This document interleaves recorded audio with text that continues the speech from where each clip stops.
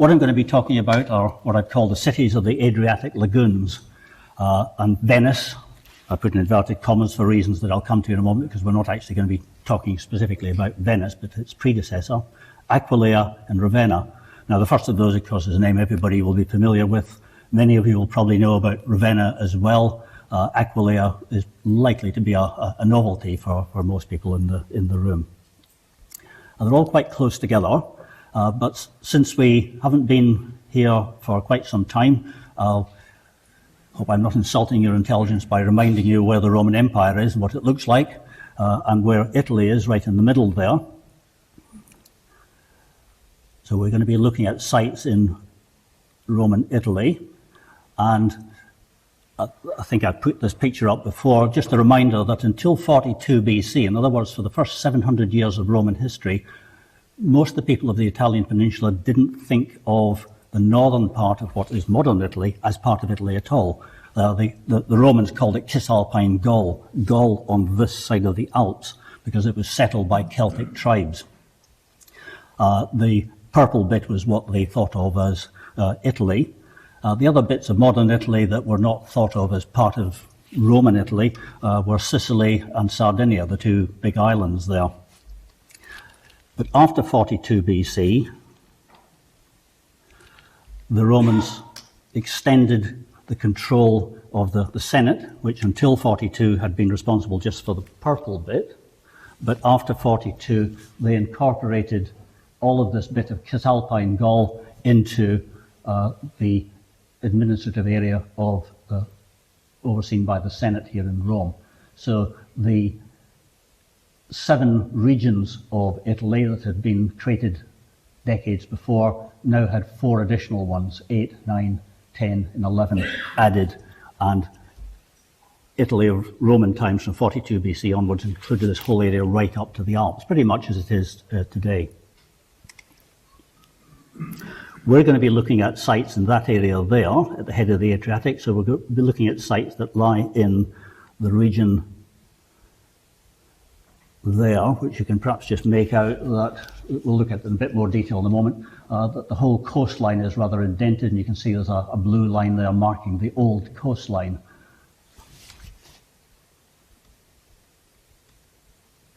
The region is in the territory, or most of it is in the territory called the Veneti, who gave their name to modern Venice. They're surrounded by Celtic tribes. The Celtic tribes speak an Indo-European language, like Latin and most of the languages of southern and central Italy. But the Veneti spoke a language quite distinctive. I'm not entirely sure it was even an Indo-European language. There are rather different people from most of their neighbours. But some of the peoples in the area we're going to be looking at were certainly Gauls, the Celts, the Lingones, the Kinemani were Celts. And we're going to be looking at the 3 sites that are in that area there. And just to remind you of why this landscape is the way it is that we're going to be seeing in a moment, why it's a landscape of lagoons, is because of the geography of Italy. Italy is divided into peninsular Italy. I'm not sure that even this is working anymore. Yes, there's a very faint red spot there. Peninsular Italy, the mountains running from the northwest up here right the way down the peninsula, but then you've got this bit in the north that's usually called continental Italy. It's the region that is characterised by the effects of the River Po and the various tributaries that come into it. Now the Po begins, that's roughly the River Po there, beginning across in the, so there doesn't seem to be another pointer here, this one's, I'll just have to persevere for a moment, see if I can find the battery later. The River Po begins up here. Can you see where the red pointer is at all? No? It's the stick there you use. Yeah, it's just I'm not quite sure I'm tall enough, but we'll give it a go. I can see the red pointer. Does that help? the mountains beginning up there in the northwest, coming right across the peninsula, and then, sorry, I've moved on. Coming right across the peninsula, down into the toe of Italy and across to Sicily. And then the Po Valley is that very low-lying area up in the north there. It had been largely inhabited by Celts through until the Roman conquest. And then after the Roman conquest, they established a whole string of colonies there. They drained the land. It became one of the richer agricultural parts of Italy as it is today, once they'd drained it and to some extent dealt with the malaria that would have been endemic in the region. There's the Po Valley in some detail.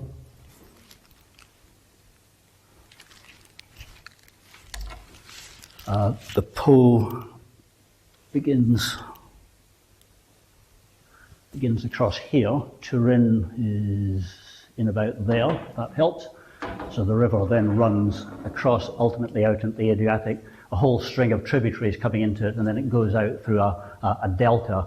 This whole region is very messy, very watery, or it had been until drainage in modern times. But we're going to be looking at this stretch here, where you've got a whole string of lagoons just behind the coast, up through there where Venice is, and then round to Aquileia.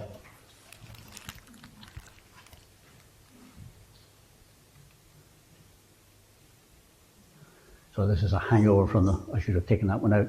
The three sites we're going to be looking at are Venice and Altinum, which is just behind the blue dot there. Then we're going to look at Aquileia, right up at the top of the Adriatic, and then we'll come down here to look at Ravenna. So starting with Venice, there it is there, and you can see from the darker green areas, this is where there is still a lot of water just behind the coastline. There's often strings of islands as you get up near Venice, and up at the top there beside Aquileia, but then there are these great lagoons behind the islands. So we're going to be looking at Venice, or more particularly to Altinum, its predecessor, just to just above Venice there. We'll be looking at Altinum, and then we'll look at Aquileia, and then we'll come down to Ravenna.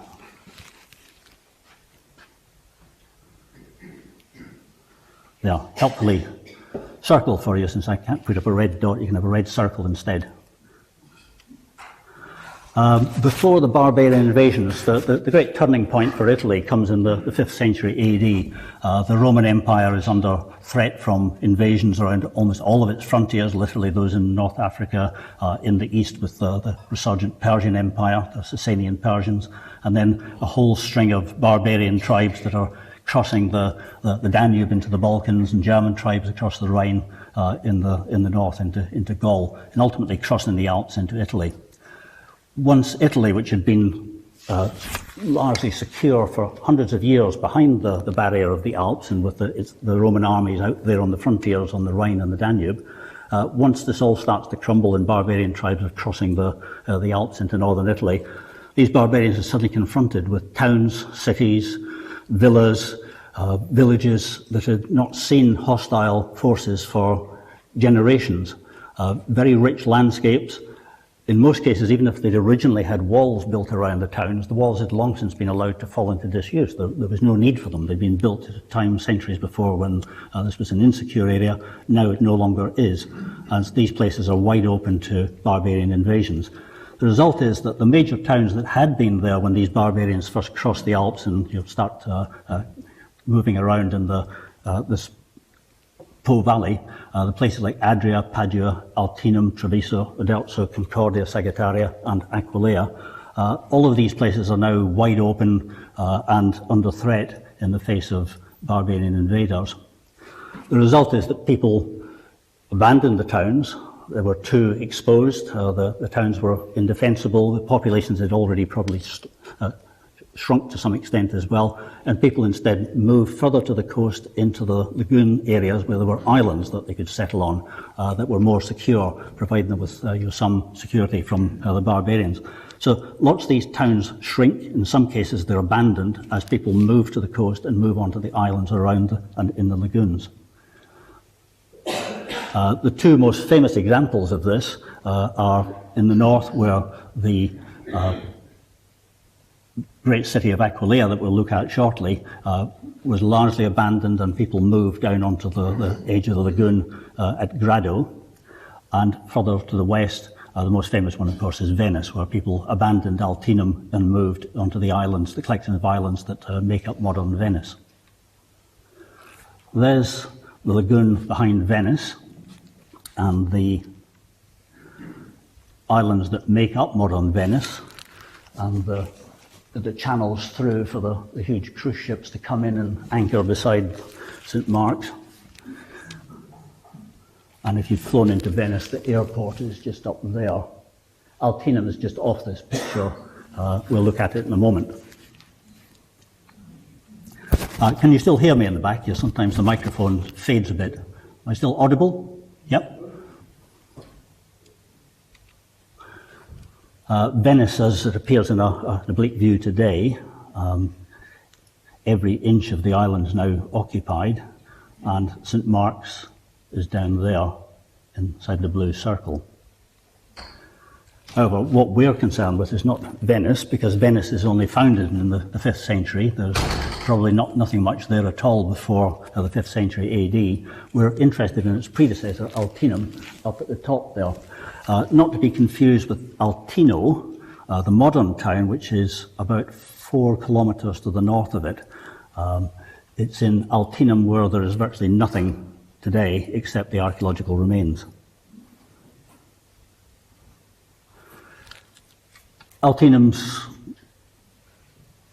is constructed in this location to the north of where Venice is to appear because it lies at a junction of 2 major roads. There's the Via Claudia Augusta, heads north towards the Alps from where this place is, and then there's the Via Annia, which runs around the coast from near Ravenna right the way around through Altinum and ultimately to Aquileia.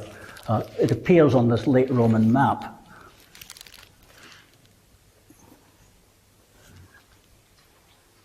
It is up there inside the blue circle. It's marked on the map as Altinum. And here's the line of the Via Annia that runs from Atria or Adria, which gives its name which takes its name from the Adriatic Sea, up through Patavium, through Altinum. There's Venice down there, Julia, Concordia, and ultimately down to Aquileia. So it's because it's at this junction of the Via Annia and the Via Claudia heading north towards the Alps that the site was an important town. And of course it's set back sufficiently far from the lagoons as we see them today to be a rather healthier place than around the lagoons themselves. Now, some of you will already know something about this because right back in 2009 in the 4th issue of the Rag magazine, we had an article by my old friend Francesca Radcliffe, who'd lived in Britain for 60 years but was originally from Venice and took a keen interest in what was going on in the archaeology there. She wrote this article for the Rag magazine back then. All previous copies of the Rag magazine are on our website, so you can access them if you don't have a hard copy. She wrote this article called "Did the Stones of Venice Come from Altino?" Now, it's believed that modern Venice benefited enormously from the population of Altinum not only moving themselves out onto the islands in the lagoon, but taking lots of their building material with them. Certainly, as we'll see, nothing much remains above ground at Altinum. Venice itself has got a number of hints that its material, in many cases, was looted from elsewhere. Indeed, 3 of the islands of Venice have names that seem to be derived from what we know about place names at Altinum itself, almost as if people moving from there onto the islands brought the name of their suburb with them to the island in the lagoon. There's been a lot of major field work by the University of Padua around Altinum, but so much has been lost or building material removed and reused elsewhere that most of what we know about the site of Altinum is derived from aerial survey that was conducted over the course of about 10 years and which revealed all sorts of things that are under the surface in the fields around the little hamlet of modern Altinum. That is there. As you can see, there's nothing much at the site today. A few farm buildings. By all accounts, it's got a very fine museum, but there's nothing to be seen in the landscape round about. Not in this image anyway, this Google Earth image, but the aerial photographs have been considerably more useful when taken at the right season and from the right elevation, the right angles and so on. So we've been able to put together, or rather the archaeologists at the University of Padua have been able to put together a much more detailed picture of what ancient Altinum looked like. Very extensive piece of road survived, but just bear in mind that the buildings that would have stood on either side of that have disappeared. This seems to be a quayside. In other words, this road ran along beside what was probably a canal or a stream in Roman times, and people could go down to the quay. Now, of course, as you can see, it's in the middle of a field today. The landscape has changed quite considerably.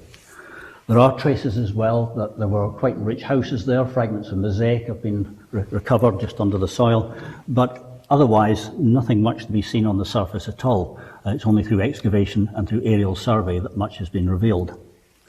A few more structures here. Usually we're looking at just the foundations of buildings, but this one here is part of the foundations of a tower at one of the gateways. Not very impressive, and particularly if you can cast your mind back to what I was showing you in lectures earlier this year, the Roman gates of Turin, Aosta and so on, where you still got structures standing 10, 15, 20 metres high. Here you've got foundations which we only see because somebody's excavated them. They were otherwise completely buried in the fields there. That's part of one of the towers, a reconstruction of what it may have looked like. As you can see, there almost certainly was something very substantial there, but it's only this little bit of foundation that has survived. All the superstructures disappeared. However, from the aerial survey, a lot more has been revealed in the fields round about, where in most cases there's been no excavation yet. It's just been revealed through the aerial survey. So the team from Padua have picked up the traces of a theatre, an odium, a small theatre, part of the forum, various public buildings, a lot of rather wealthy houses, a monumental town gate. That's what we're seeing a bit of here, dating to the 1st century BC, 1st century AD, when they were building monumental gates and walls, by the 5th century, when the German barbarians have arrived, they would have crumbled and not been kept in repair. There's the quay side that I mentioned, apparently going down to a canal. Stretches of the city walls have been found, and there's even traces of what appears to be an amphitheatre outside the city walls, as was common in the Roman world because of the sort of association of the amphitheatre with slaughter. They were usually put outside the walls rather than inside. Extensive cemeteries and quite a number of Latin inscriptions have been turned up. All of which, because there's so little visible on the surface, underscores that the stones of ancient Altinum have evidently been removed. There was no particular... normally you would have expected that they might have been built into the structures that are there today if there's a modern village or town on top of it, but there's virtually nothing on top of the site today, so the stone has all been taken elsewhere. It makes sense, of course, if the people of Altinum were moving down into the lagoon where they were to settle on the islands that became Venice, that instead of quarrying new stone, they would simply take their old houses with them and use the material on the islands. This is what the aerial survey has revealed. You can just make out the traces of what is probably a street system inside. It's rather difficult to make sense of it, but this is the foundations of the town wall. Nothing visible on the surface, but the foundations are there under the fields.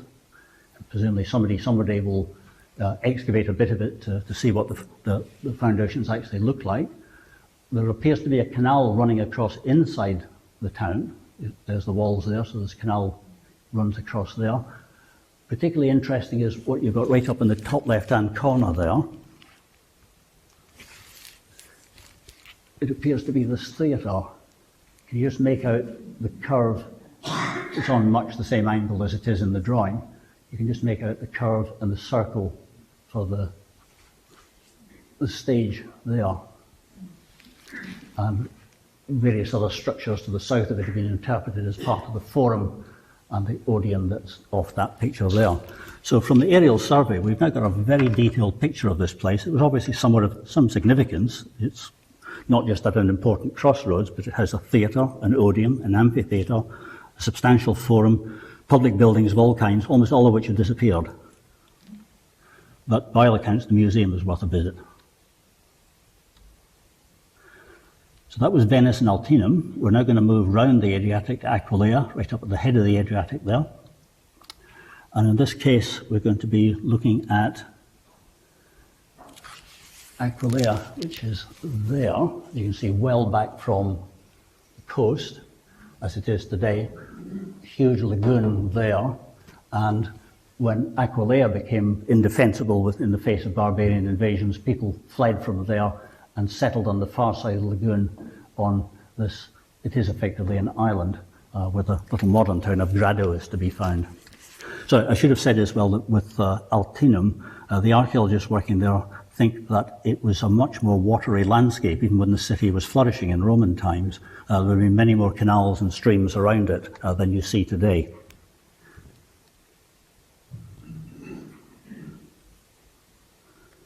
So there's Grado at the bottom, the North Adriatic equivalent of Venice, and it's effectively an island which you can access either by coming right round the end of the lagoon over to there, or by this causeway that runs across the lagoon down into the modern, or the medieval and modern town. And that's what the modern Grado looks like. You know, there's the North Adriatic equivalent of Venice, not quite as grand as Venice, of course. But Aquileia itself, evidently much of it was removed, just as it happened with Altinum. The stones have been taken away, reused elsewhere. Now, there is a modern town on the site, so quite a bit of the masonry from Roman Aquileia may well still be in the buildings that you see there today, just reused in different ways. Much of the rest of the material, because modern Aquileia is much, much smaller than Roman Aquileia, a lot of the material that's disappeared has probably gone off to Grado or even to Trieste round the corner.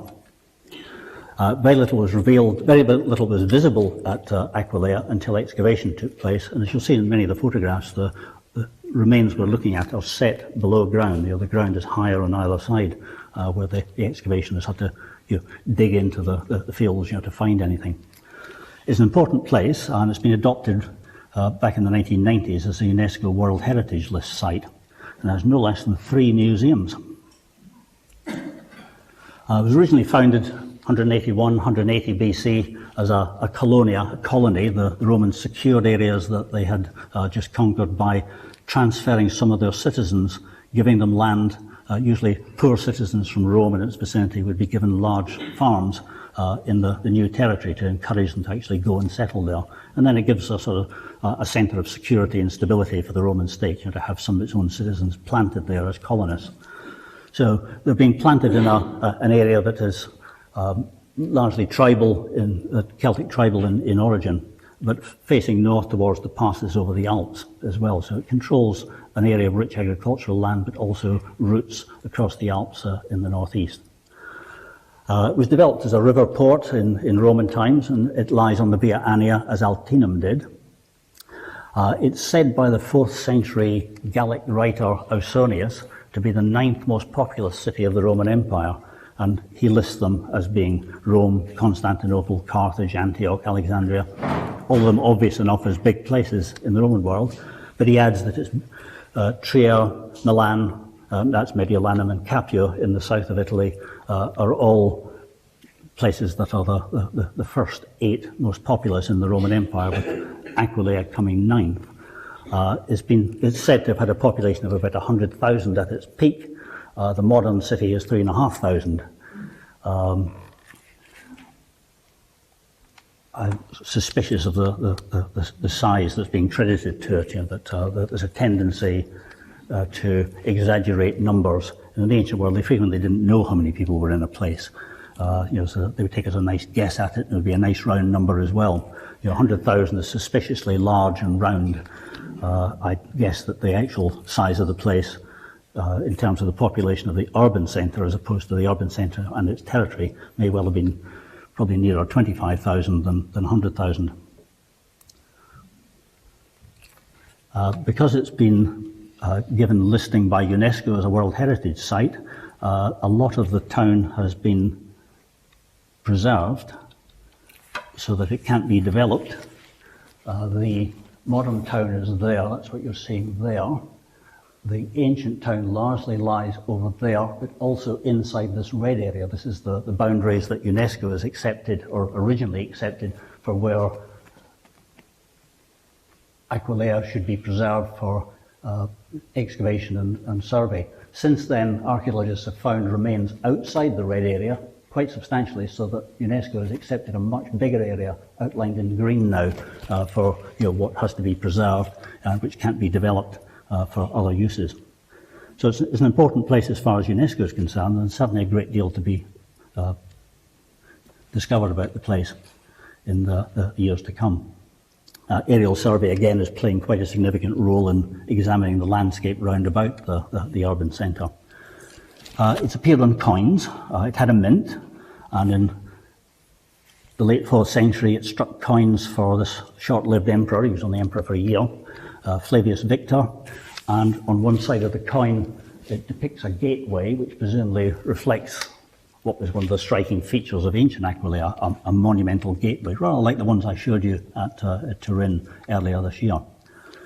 Much more recently, 2010 to be example, the Italian state struck a silver commemorative coin, a €10 coin for Aquileia, using a bit of that Roman map that I showed you in relation to Altinum, with Aquileia marked on the map. There it is there.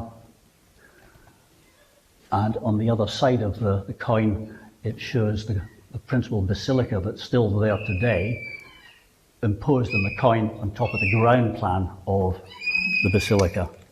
Rather an attractive coin. It was part of I think the Italian state at the time was promoting Italy as a sort of centre of art. So they struck coins for a number of places. This is the one that they did for Aquileia. There it is as it appears today on Google Earth. And the bit that I showed you on that map with the outlined in red begins down here. That's the most ancient town is there, and extending upwards, the red area and now the green area that was shown on that map, taking a much larger area going round.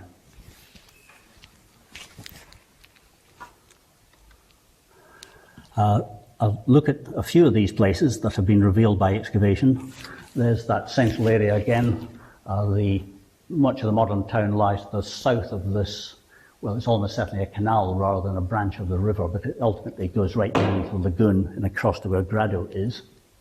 But all of the important sites that have been revealed through excavation are in this area to the north of this canal, including, as you can see up at the top there, the one that we'll begin with, where there appears to be an area of a riverside port for the town lying on this canal that comes down there and ultimately down to the sea.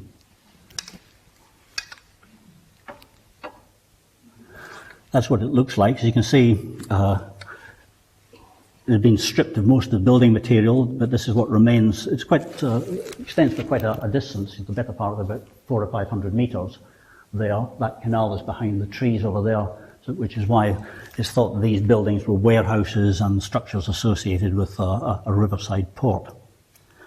But the land on either side, as you can see, is rather higher because they've had to excavate to reveal these foundations. There's a helpful artist's impression that the museum has put together. There's even a little YouTube animated video if you want to look it up, showing what's going on in this little port at Aquileia. The bulk of the buildings being the great warehouses that's shown there in the background, and little river ships that could come up this far before heading back down into the lagoon and out into the Adriatic. There's a forum. Some of the drums of the columns have survived, but most have had to be repaired or given additional drums so they could re-erect them to make it a more attractive tourist site.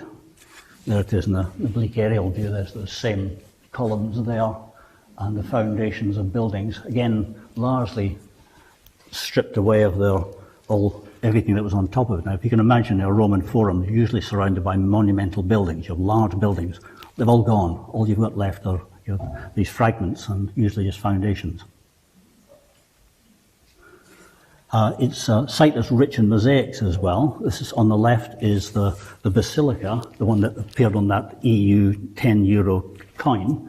It's the basilica that's commemorated on that coin. The basilica itself dates to about AD 1000, so it's much later than the Roman site.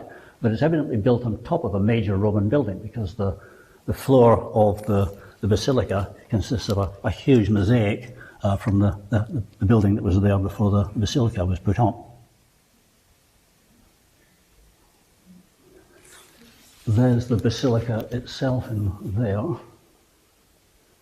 and its tower, but here what we're looking at are excavation has revealed parts of the city walls that went round there, and then up towards where that riverside port is up there, and the forum across on the left. So quite significant bits of the foundations of the city walls. Again, only revealed by excavation with the foundations.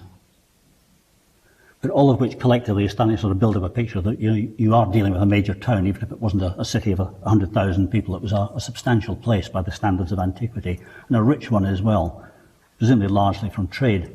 The museum, again, I've just had to take these from the internet since I've never been to this site, but the statuary reveals that at least the richer inhabitants of the city were capable of having fine works of art in their houses, or paying for some of these things to be put up in public places.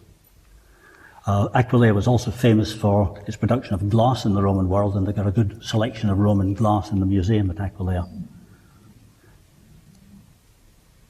Roman glass is always very attractive. It tends to be sort of watery greens and blues, very, very attractive, very thin-walled very often as well. Moving on, we're going to go down to Ravenna now. This is the one place I have been to. As I say, I was there in 1969. I can remember arriving very late at night.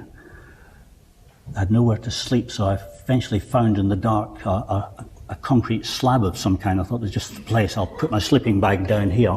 I'd hardly put my sleeping bag down there before I discovered there was a huge dog on a chain.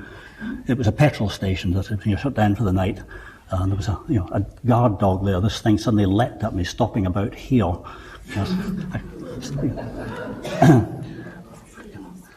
I just feel the hair prickling on the back of my neck just remembering it. 50 years ago, but still terrified. It's a wonderful place. If you ever get an opportunity, you should take a trip to Ravenna. It's got some of the most wonderful mosaics that you'll find anywhere in the Roman Empire.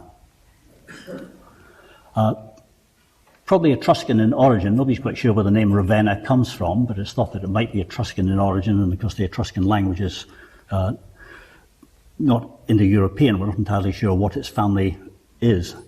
So the name Ravenna is easier if you don't know what the origin of a place name is. To say it belongs to some other language we don't understand either. It too seems to have been originally built on islands and lagoon, even although the landscape has changed quite dramatically since then. Unlike Venice unlike Altinum, which becomes Venice, and Aquileia that becomes Grado, Ravenna has remained as the principal place on this bit of coast. There were lagoons there that it was built in and around when it was first put there. The Emperor Augustus made it one of the two great naval bases on the Italian peninsula, and of course at the beginning of this year we looked at Misenum to the west of Naples in the lecture I did then. That's where the other great naval base is, and it's where the elder Pliny was based at the time of the eruption of Mount Vesuvius, and his nephew, the younger Pliny, wrote the account of the eruption of Vesuvius. But the second fleet was right up there at the top of the Adriatic at Ravenna. We know much less about it than we do about the fleet at Misenum, but there's enough to show that it was developed as quite an important place. The Emperor Trajan is responsible for building an aqueduct to supply the town and the naval base, and ultimately it's said to have stretched for about 72 kilometres. So one of the longer aqueducts. In the later 4th century, Roman emperors seldom visited Rome, much less resided there to rule their empire. The wars were pretty well constant on the frontiers. It was much more useful for the emperors to be based close at the frontiers. So throughout most of the 4th century, when Roman emperors were in Italy, they were not in Rome, they were in one of the major cities of the north, and usually Milan, that was developed as a sort of regional capital. But by the later 4th century, Milan too was rather exposed in the Po Valley to invasions, and the Emperor Honorius in 402 decided to transfer his government from Milan to Ravenna, which he thought of as being rather more secure because it was in a landscape that still had a lot of lagoons and streams and canals in it, provide a sort of natural security for the place. And also it had a background as a major military base, a fleet base, and detachments of soldiers as well. In the 5th century, after the collapse of the Western Roman Empire, the last Roman emperor abdicates in 476 AD, the last Western Roman emperor abdicates in 476, and instead we get a succession of short-lived German kings taking over and ruling in this area until we get to the Ostrogothic king Theodoric in the later 5th century, who is sort of licensed by the Roman emperor in the east, the one at Constantinople. He's sort of licensed to reconquer bits of Italy on behalf of the Eastern emperor, because the Eastern Emperor has no control over him once he's actually done this. But Theodoric is quite pleased to set himself up as a sort of, he's given the title of king by the Roman Emperor, and he rules over a kingdom in northern Italy that's very Roman in its character. He even puts on games in the circus, chariot races in the circus, and I think he's responsible for the last wild animal hunts in the Colosseum in Rome. In 554, after Theodoric's death, the Emperor Justinian sent armies to the west to reconquer this area of northern Italy, and they were able to hold on to it for about 200 years after that. And Justinian and his successors appointed a viceroy to rule this bit of northern Italy on their behalf. They set him up in a palace at Ravenna, and he was given the title of exarch, which seems to mean roughly viceroy. So for 200 years, through to about 751, Ravenna is the capital of this viceroy ruling what's left of the Western Roman Empire. Now, to get on to some of the details of it, here is what it all looks like today. Modern coastline. These darker areas are often where fields have been created, where there have been lagoons, and there's a lot of watery landscape up to the north there. These streams have been changed, the courses have been changed quite a lot in modern times. There is a major stream comes down there somewhere. It's been drained so that all you've got left of it is this bit going down and ultimately out into the sea. But what we're looking at is the two sections of Ravenna. There's the bit Ravenna proper here, and then we've got the bit that develops around where the fleet was based. Now, the Latin word for fleet is classis, so the town develops as classi, and it's quite extensive. There's not just the fleet there, but the families that go with it. A town grows up round about it, so it becomes quite an important place in its own right.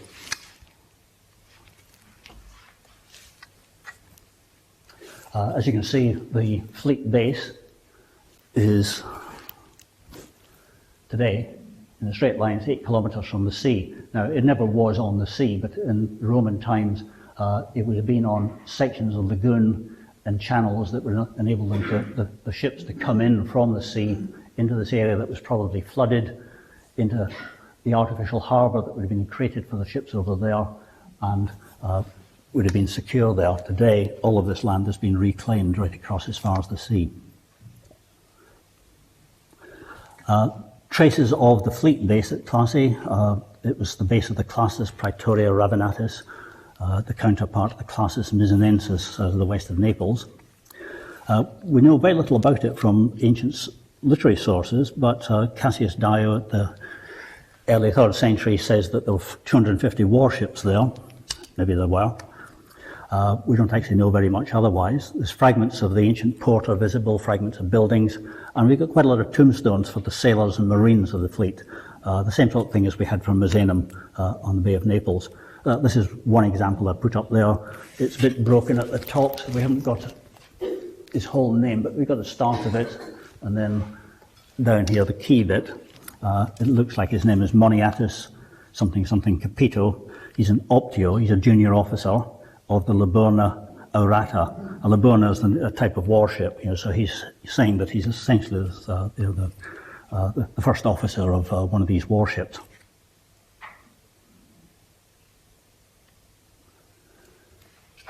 What is visible of the port there, there's an archaeological park and quite substantial bits around a little remnant of the harbour there. The rest of it's disappeared under the fields. The land's been reclaimed. But quite a lot of buildings there. But again, it's just foundations in most cases, although you can see across there a substantial building with, it looks like, column bases.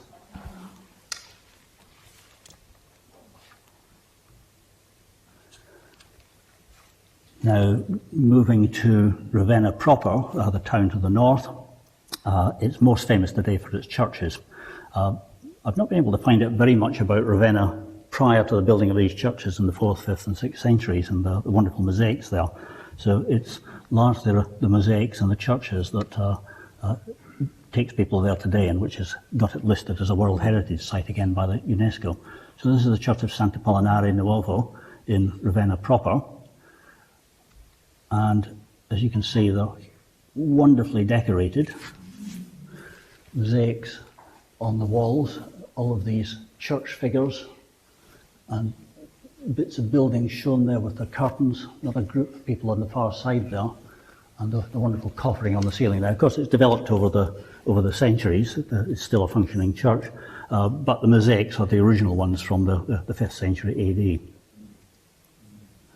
So it's partly because the German king Theodoric bases himself there as the capital of his kingdom, but also partly because for the next 200 years it becomes the seat of the viceroy for the Eastern Roman Emperor.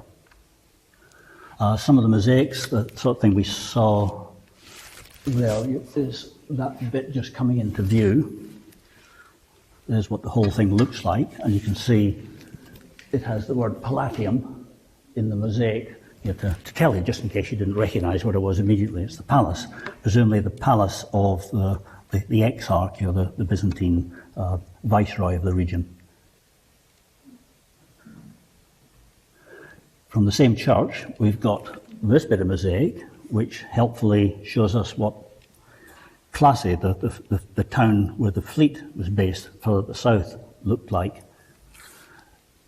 Shows us some ships in the harbour. And it tells us above the door, above the main gate, this is Classis, it's the fleet base. And then at least one of the buildings inside is immediately recognisable. It looks like it's an amphitheatre.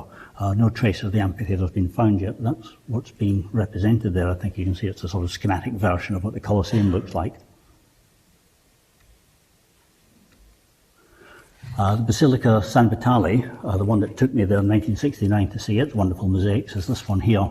They're often not very attractive churches from the outside, though I do like that previous one, but this one looks like it's a bit of a mess. It's sort of jumbled up, but it's got wonderful mosaics inside again, all over the walls, inside the semi-domes, on the cross-vaulting of the ceiling up there. And in this case, it's got these two extremely famous mosaics. Ravenna was reconquered in the time of the Emperor Justinian I, and he's the man who's commemorated in this mosaic. There he is on one side, in the centre, and beside him he's got his religious figures. The Maximianus, the bishop, is named. On the other side he's got the civilian officials, and then he's got representatives of the soldiers, who are the sort of mainstay of the regime. But it's a very famous mosaic, particularly the bit of Justinian's head itself in the nimbus. And facing him, across the other side of the aisle in this church, is his empress. There she is, Theodora, and she's got her ladies and her court officials, presumably her chamberlain. Not quite sure why he's holding the curtain open, maybe just to show us there's a little fountain inside there. Theodora's famous as well, of course. Justinian reigns as emperor for a long time. I think he's the second longest reigning Roman emperor after Augustus. Something of an accident, he became emperor, and his empress had been a prostitute, the daughter of a bear keeper in the circus in Constantinople, or so we're told.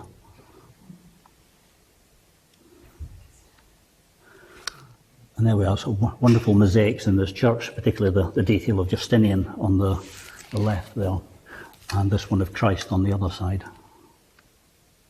He's wearing two earrings of both ears. He's what? Wearing 2 earrings of both ears. Yes, pearls, I think. If you've got the wealth, you might as well flaunt it. Then the final structure I want to look at is the tomb of Theodoric, this German king who's recognised as the ruler of the region for a short time before Justinian's able to send his own troops to take control again. Theodoric strikes coins that look not unlike those being put out by the mints of the Roman emperors at the same period. Now, he lasts for a long time. He becomes king of the Ostrogoths in 471, and he doesn't die till 526. In the meantime, his territory is expanded. I mean, he begins as the king of the Ostrogoths, the East Goths. There's Visigoths in the west. Then he becomes the king of the Ostrogothic kingdom in Italy in 493. And then he becomes the regent for the Visigoths when their king dies, and he is appointed as regent as well for the last 15 years of his life. So his power extends over a huge swathe of territory from northern Italy across into northern Spain at its peak. And he's not intent on knocking down the bits of the Roman Empire that he's acquired. He wants to make use of them. He wants to be part of it. It's all just too good to be true. That is probably him in one of the mosaics. Apparently it was remodeled in the time of the Emperor Justinian, who wanted to sort of make Theodoric a non-person. So he had it remodeled, he put an nimbus on, and but it's thought that this is actually the face of Theodoric we're looking at. Certainly that one there doesn't look like the Justinian we had in that previous mosaic. The tomb of Theodoric is there. It's one of the monumental structures at Ravenna, quite elaborate, and again, sort of indicator that this German king wants to do very Roman things. He wants a great mausoleum for himself. He knew what Rome looked like. He'd been there. He'd been around many of the cities of northern Italy. He would have seen the sort of things that wealthy Romans did, so he wanted something similar for himself after his death. So this great mausoleum was constructed for him. Yes, good timing. I thought what we'd do now, before you nip off to try and get a cup of tea, if you've got any immediate questions, I'll try and take those now. But otherwise, we'll then come back at 3 o'clock when Chris will talk to us about Roman Britain. Is there anything you'd like to ask just now that I might be able to answer? We can have an opportunity for further questions later if you want. Yes, sorry. I noticed that you mentioned that Justinian reconquered Italy after the end of the reign of Theodoric. I was wondering what the military situation was that enabled Justinian to do that, and how things were different then in regards to the prior couple of hundred years, where militarily the area doesn't seem to have been particularly well researched. Was the Eastern Roman Empire very militaristic under Justinian compared to how it had been previously? Yeah, it has this last big burst of military activity under Justinian, hugely overreaching. It all starts to go to pieces after his death, but under his generals Belisarius and Narses, they managed to reconquer much of North Africa from the Vandals, the German tribe called the Vandali, who'd settled in North Africa. They were able to reconquer it from the Vandals. They reconquer large parts of Spain and large parts of Italy, including this area in the northeast around Ravenna. But it's all overreach, and most of it starts to go back into the hands of the various German tribes that had settled there after Justinian's death. It's a fascinating period, because we've got 2 accounts of Justinian's reign written by the historian Procopius. You've probably heard of Procopius. He wrote 2 accounts. He wrote the history, and then he wrote the secret history in which he told the truth, he says. So he wrote the one that the emperor would actually see, and of course, large and with flattery, wonderful things are being done, everybody's good chap. But then he told in his secret history what he really thought of these people. So we've got 2 rather extensive accounts, multiple books that survived. There's English translation of them both. If you want to get to grips with it. Or if you're looking for a novel to get you into the story, Robert Graves, who wrote I, Claudius, also wrote a novel around Belisarius. I think it's something called Count Belisarius, Justinian's general who undertakes these conquests. Anything else I might be able to answer? Just if you go back to the slide on Basilica di San now and north. Yeah, this one here. I was told that the top slide, where it's like curtains, it was actually because it was Ostrogothic and German. They had all the German bishops and the German leaders in there. It's one of the first examples of, or one of the good examples of censorship when the Romans took over again, or at the same time, they mosaics over all the Germans. I hadn't heard that. You see in the 1, 2, 3, 4 on the left, someone's hand. Or up in here. Oh, yeah. Yep. The remainder of probably the German archbishop or the German I don't know if it's true, but it's a great story. I hope it's true. I mean, this is usually described as being a depiction of the palace of Theodoric, but I see from the most recent thing I read on it yesterday by the people who usually know about these things that it's thought that it's not. It's the palace of the exarch, Justinian and the subsequent emperor's viceroy in the region. But I'll look into that. That's quite an interesting thought. Also Justinian has a massive plague.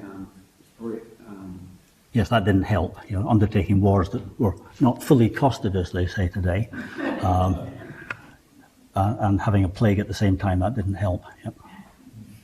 Anything else that? It's 2:28, so if we meet here again at 3, as I say, you can perhaps get something to drink at the library or across at the staff house.